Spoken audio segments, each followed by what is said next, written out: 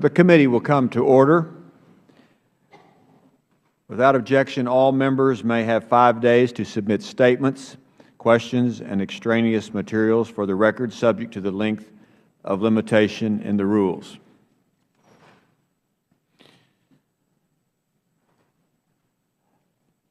Al-Qaeda is not on the verge of defeat.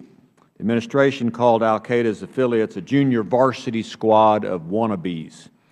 If groups like ISIS and al-Nusra are junior varsity, I'd hate to see what the varsity team looks like. Al-Nusra, as you may recall, has taken credit for the Benghazi murders. Since the death of bin Laden, the administration has announced the near defeat of al-Qaeda, describing the core leadership as a shell of its former self.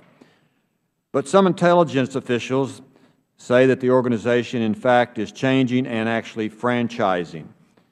In recent testimony, Director of National Intelligence James Clapper and Defense Intelligence Director Lieutenant General Mike Flynn said that al-Qaeda was not on the run and not on the path to defeat. It's been 13 years since 9/11. The administration sometimes can't even get on the same page about the nature of al-Qaeda's threat to America and the rest of the world.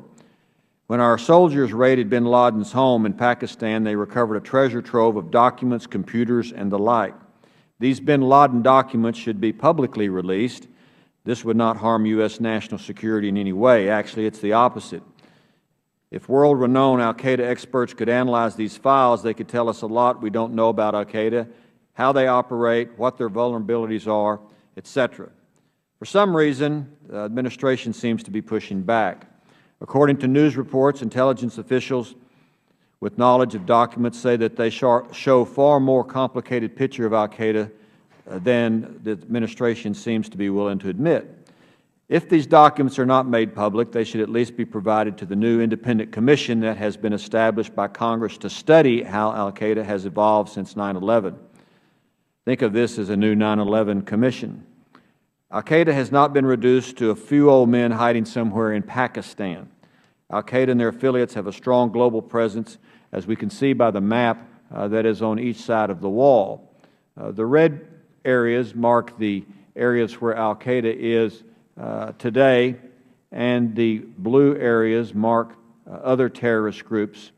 As we can see, these are in Africa, the Middle East primarily. Al-Qaeda and their affiliates are devastating Iraq. We've seen more details in Iraq more deaths in Iraq over the last year than the worst year when our troops were there. Al-Qaeda is all over Somalia. This branch crossed over into Kenya to launch a spectacular attack. It killed over 60 people who were just shopping at a mall. Al-Qaeda is resurgent in Libya. The government can't go into the eastern half of its own country because it's controlled by terrorists. Al-Qaeda affiliates killed 3 Americans when they took over an Algerian gas plant last January. One of those victims was my constituent from Texas, Victor Lovelady. Much like Benghazi, the victims still don't have justice.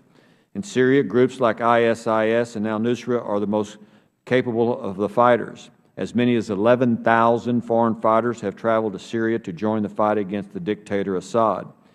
Many of these potential terrorists are from Europe, some are from even the United States. At some point, they'll return home radicalized and highly trained. This is not a pleasant thought.